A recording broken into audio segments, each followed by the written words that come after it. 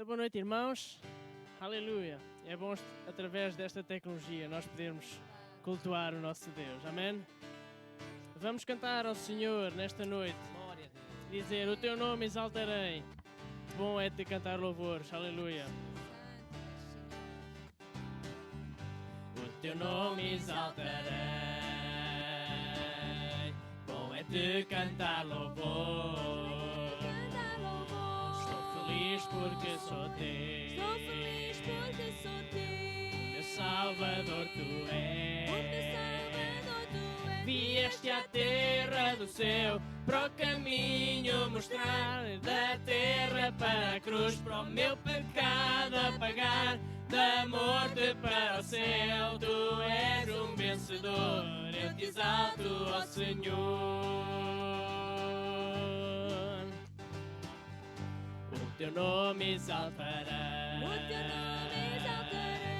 Bom é te cantar louvor. Bom é te cantar louvor. Estou feliz porque sou teu. Sou feliz porque sou teu.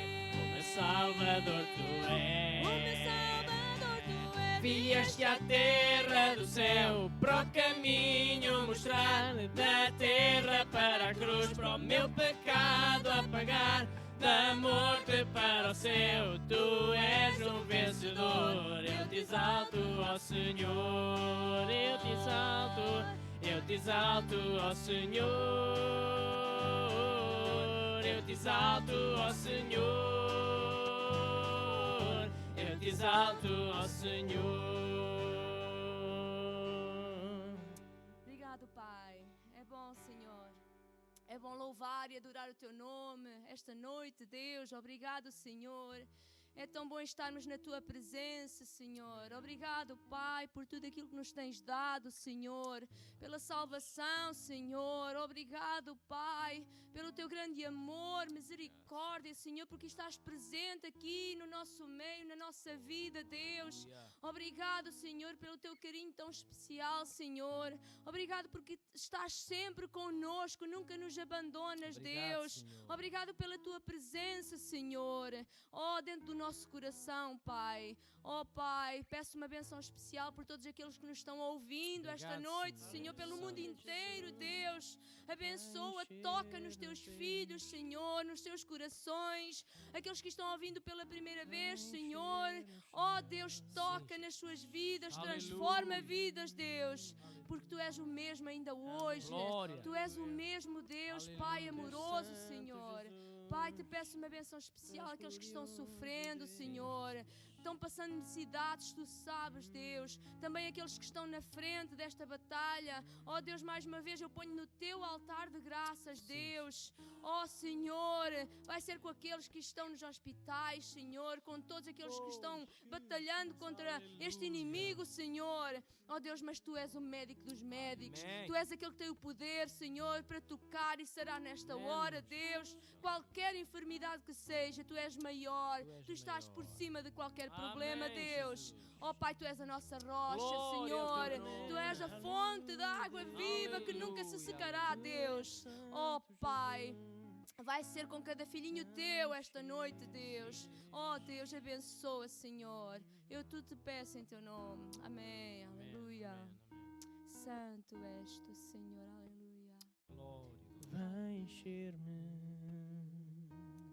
enche-me com Teu amor, graça e favor. Vai encher-me o meu coração e mente,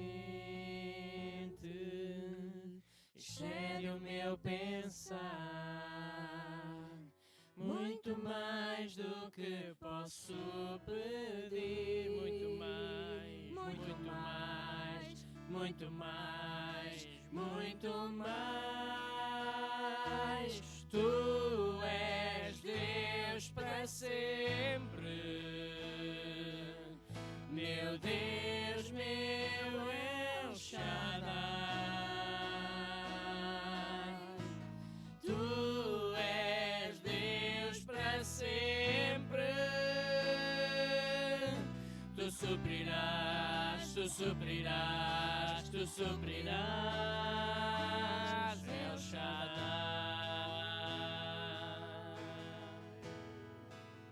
Aleluia. Vem encher, Senhor. Aleluia, Deus, vem encher-nos Glória nesta a Deus. noite, Teu Senhor. amor, Deus. Aleluia. Vem encher-me, enche-me com teu amor, graça e favor, Graça e favor, vem encher-me o meu coração e mente, encher o meu pensar muito mais do que posso pedir, muito mais do que posso pedir, muito mais do que posso pedir, muito mais, muito mais, muito mais, muito mais. Tu és Deus para sempre, meu Deus, meu Deus, meu El Shaddai. Tu és Deus para sempre. Tu suprirás, sim, tu suprirás, tu suprirás, tu suprirás, tu suprirás, tu suprirás, tu suprirás, El Shaddai.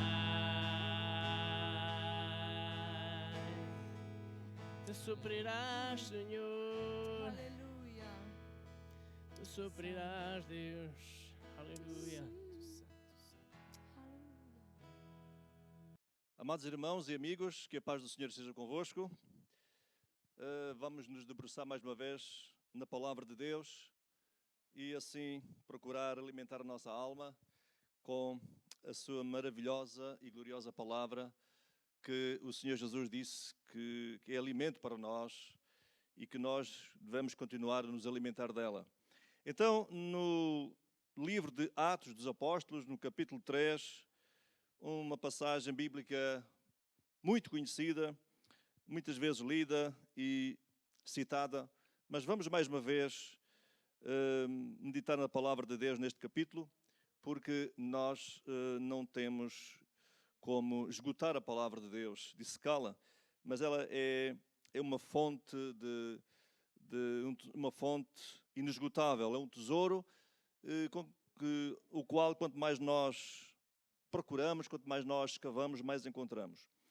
Então, no capítulo 3, e a partir do versículo 1, eu vou ler até o versículo 8, que diz o seguinte: Pedro e João subiram juntos ao templo, à hora da oração, a nona, e era trazido um varão que desde o ventre de sua mãe era coxo, o qual todos os dias punham à porta do templo, chamada Formosa, para pedir esmola aos que entravam. Ele, vendo a Pedro e a João, que iam entrando no templo, pediu que lhe desse uma esmola. E Pedro, com João, fitando os olhos nele, disse: Olha para nós. E olhou para eles, esperando receber alguma coisa. E disse Pedro: Não tenho prata nem ouro, mas o que tenho isso te dou. Em nome de Jesus Cristo, Nazareno, levanta-te e anda. E tomando pela mão direita, o levantou, e logo os seus pés e tornozelos se firmaram. E saltando ele, pôs-se em pé, e andou, e entrou com eles no templo, andando e saltando e louvando a Deus. Então podemos observar aqui logo no início, versículo 1, que Pedro e João, dois dos mais destacados e íntimos apóstolos de Jesus, dirigiam-se para o templo em Jerusalém, juntos para orar à hora nona, que corresponde às 3 da tarde. Ao se aproximarem da porta do templo, depararam-se com um homem coxo de nascença, que era colocado ali todos os dias, junto à porta do templo, para pedir esmola.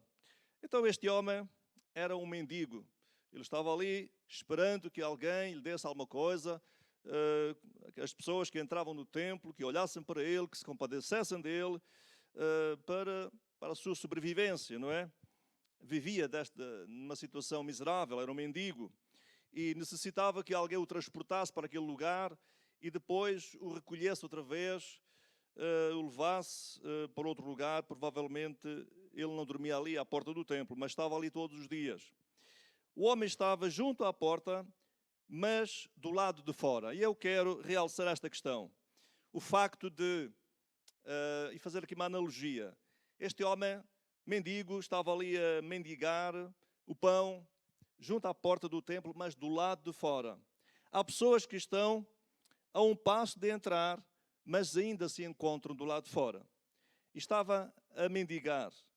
Ainda hoje há muitas pessoas que permanecem junto à porta, ostentando uma certa religiosidade, mas sem desfrutarem das bênçãos de Deus. Este homem tinha necessidades alimentares, portanto, mendigava o seu pão e tinha também necessidades físicas. Portanto, era coxo, nunca tinha andado, nunca tinha aprendido porque tinha um problema que o impossibilitava de andar e estava ali junto à porta, mas do lado de fora. Em João capítulo 10, versículo 9, Jesus disse: eu sou a porta. Se alguém entrar por mim, salvar-se-á, e entrará e sairá e achará pastagens. Jesus declarou ser a porta. A porta, mas que porta? A porta da salvação. A porta da salvação para todo aquele que crê. A única porta de entrada para o céu é Jesus. Ninguém pode entrar no céu se não entrar por esta porta. Porque realmente, se a Bíblia diz que se há um só caminho, há também só uma porta para o céu. E essa porta é Jesus. E Jesus disse, afirmou de uma forma bem clara, que aquele que entrar por esta porta que é Jesus, salvar-se-á. E entrará e disse que achará pastagens. Ora, este mendigo, este homem coxo, estava ali junto à porta, do lado de fora, ainda não tinha entrado, portanto, mendigava, não é?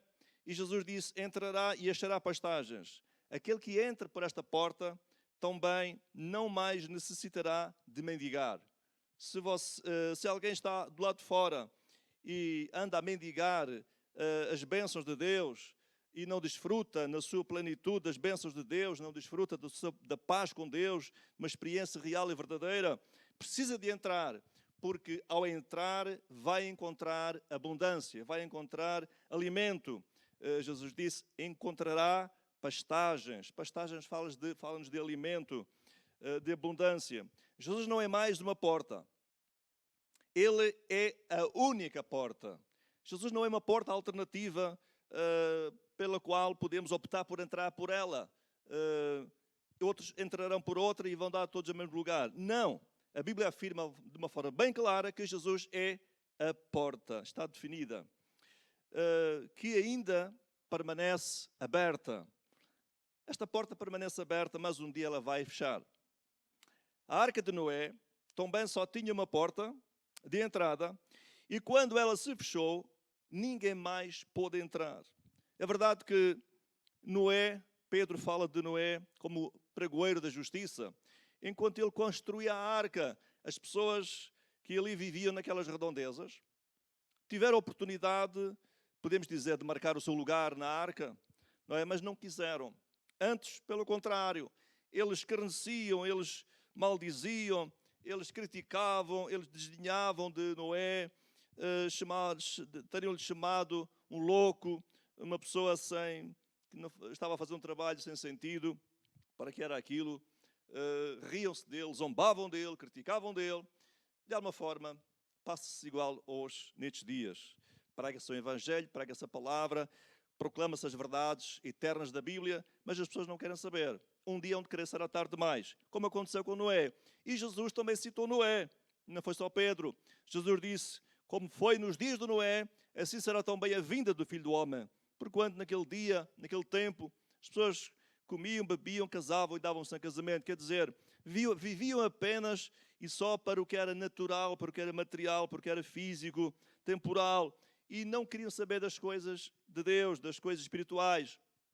Até que chegou a altura em que Noé e sua família entrou na arca e os animais entraram na arca e a porta se fechou. e depois, por mais que batessem à porta, era inútil, porque próprio Deus fechou a porta e ali não adiantava mais bater à porta. Meu amigo, você se ainda não entrou por esta porta, não deixe que a porta se feche e depois aconteça como aquelas pessoas nos dias de Noé, querer entrar e bater à porta e a porta já não se abre. A porta da graça, que é Jesus, está aberta, está escancarada para você e todo aquele que quiser entrar, poder entrar. E diz a Bíblia aqui, entrará e achará pastagens, bênção, fartura, terá abundância. Se você até aqui tem permanecido apenas junto à porta, está na hora de entrar. Se tem permanecido junto à porta do lado de fora, está na hora de entrar, antes que a porta da graça se feche, antes que seja tarde demais. No tempo de Noé, não adiantou as pessoas clamarem, as pessoas chamarem por Noé. Noé, afinal tu tinhas razão, Noé, abre-nos a porta. Não adiantou. Tiveram tempo, não aproveitaram o tempo, desperdiçaram.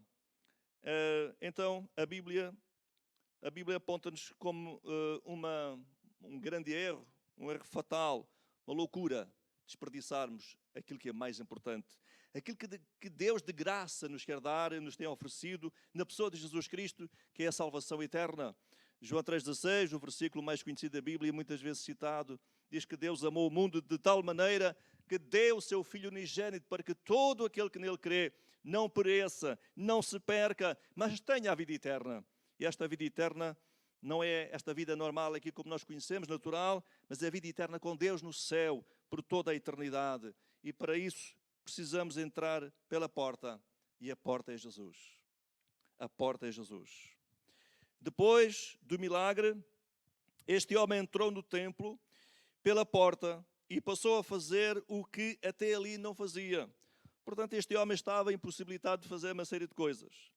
E uma das coisas que ele fez, que eu quero aqui realçar e que todos nós temos o direito de fazer, eu vou citar. Diz que além de poder andar depois do milagre, não é, de poder andar e saltar e louvar a Deus, que ele tinha bem razão para o fazer, não é? Nunca tinha andado, nunca tinha saltado, e de repente ele começou a andar e começou a saltar. Então tinha muitos motivos para dar graças a Deus, para louvar ao Senhor. Quem tem motivos para louvar, não deve ficar calado. Se você tem motivos para louvar, se você tem motivos para dar graças a Deus, então salta de alegria, louva a Deus. E eu acredito, ou seja, é normal, é natural, não é? Que todo o crente tenha motivos para dar graças a Deus. Se calhar poderá dizer, não tem assim um testemunho muito extraordinário para contar, de alguma coisa que tivesse acontecido, assim fora do vulgar. Se calhar nunca aconteceu assim alguma coisa que chamasse a atenção muitas pessoas, mas se você tem uma experiência verdadeira com Deus, se você nasceu de novo, se você é um filho de Deus, se você tem a convicção de que um dia estará no céu com Jesus, então isso é o motivo principal para dar graças a Deus, para louvar ao Senhor. Se você tem comunhão com Deus, se você desfruta de uma intimidade com Deus a cada dia, vive a paz de Deus a cada dia, então louva ao Senhor, dê graças a Deus.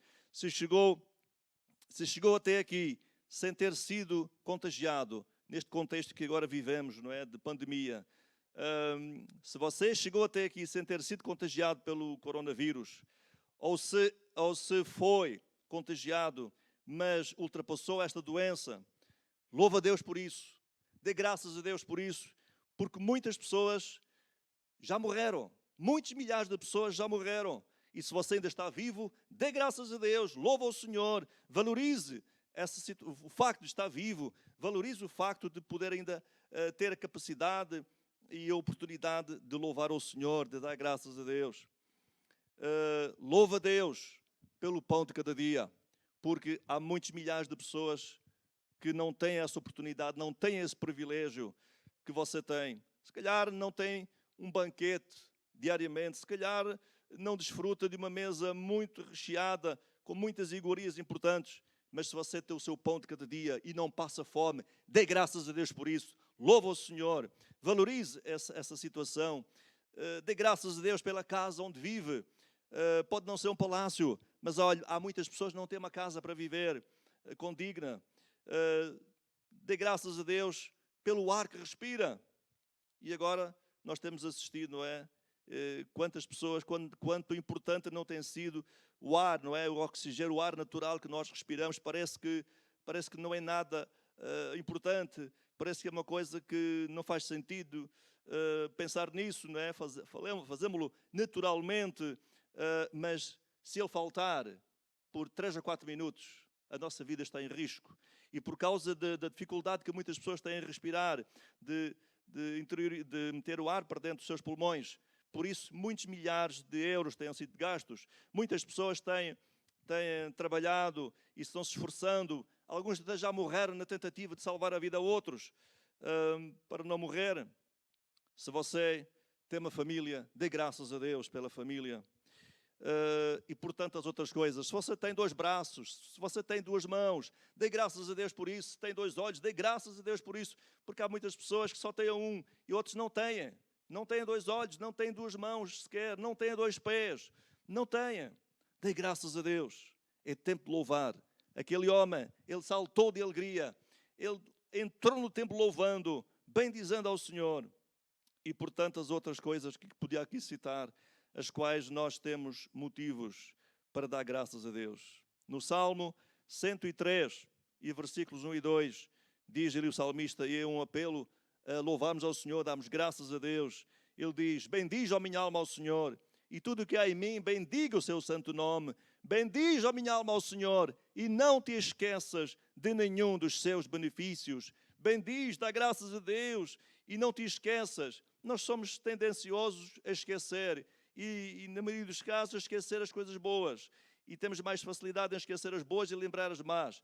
Mas que Deus nos ajude a deixar as más para trás das costas, esquecer as más e focarmos-nos naquilo que é bom, naquilo que é agradável, naquilo que é motivo de louvar, motivo de agradecer. Então, o crente não louva a Deus. Portanto, estamos a falar na questão de louvar, dar graças a Deus pelas coisas boas, não é? Pelas bênçãos que Deus nos tem dado. Mas o crente não louva a Deus apenas quando as coisas correm bem. Não, a Bíblia nos mostra que não é assim. E que em todo o tempo devemos louvar ao Senhor. 1 Tessalonicenses 5,18 diz, em tudo dai graças, porque esta é a vontade de Deus em Cristo Jesus para convosco. Em tudo, em todo o tempo, em todas as situações, quer as coisas corram bem, quer as coisas corram mal, quer haja bênção, quer haja abundância, quer estejamos confinados ou não, louvemos ao Senhor, porque Deus está acima de todas as coisas, Ele está no controle da situação. O apóstolo Paulo, ele tinha motivos para dar graças a Deus, para louvar ao Senhor, porque ele foi escolhido como um vaso para levar a mensagem do Evangelho a muitas pessoas, por muitos lugares. E ele teve uma experiência extraordinária com Deus. Mas quando ele esteve na prisão, com Silas, juntamente com Silas, seu companheiro de missão, tinha sido maltratado e estava preso, mesmo ali, eles davam graças a Deus, eles louvavam o Senhor. Jó, depois de ter perdido a família, ter perdido os filhos, aliás, o seu gado, o seu rendimento, os seus animais, e ter ficado com uma chaga maligna dos pés à cabeça, não é? Que corroía a sua própria pele. Ele se prostrou na cinza e ele adorou o Senhor. Então, louvar a Deus não é apenas quando tudo corre bem, quando tudo é a nosso favor, mas mesmo quando as coisas não são a nosso favor, dê graças a Deus, louva ao Senhor. Isto é uma atitude de um verdadeiro filho de Deus, porque a Bíblia diz, esta é a vontade de Deus. O extraordinário milagre operado na vida daquele homem, não é? Pela instrumentalidade de Pedro, fez com que se juntasse uma grande multidão junto a estes 2 homens, estes 2 servos de Deus, para ver o que tinha acontecido. E diz o versículo 12, eu vou ler rapidamente, para não demorar muito. E quando Pedro viu isto, as pessoas aproximaram-se deles, a olharem para eles espantados, porque conheciam aquele homem e não podiam negar que tinha acontecido um milagre extraordinário. Eles olhavam para Pedro e João admirados. E Pedro disse, quando Pedro viu isto, disse ao povo: varões israelitas, porque vos maravilhais disto? Ou porque olhais tanto para nós, como se por nossa própria virtude ou santidade fizéssemos andar este homem? O Deus de Abraão e de Isaque, o Deus de Jacó, o Deus de nossos pais, glorificou o seu Filho Jesus, a quem vós entregastes e perante a face de Pilatos negastes, tendo ele determinado que fosse solto. Mas vós negastes o santo e o justo e pedistes que se vos desse um homem homicida.